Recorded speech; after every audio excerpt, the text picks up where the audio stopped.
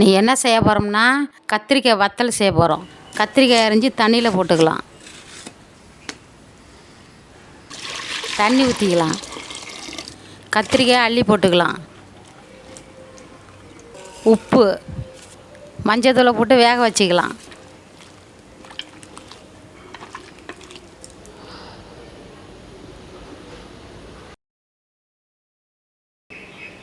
கத்திரிக்காய் வெந்தாச்சு தண்ணியை வடித்து எடுத்துக்கலாம்.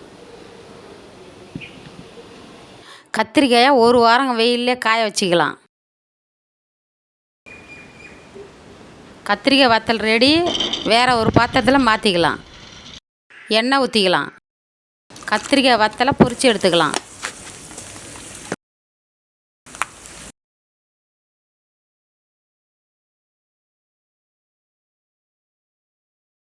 கத்திரிக்காய் வத்தல் ரெடி.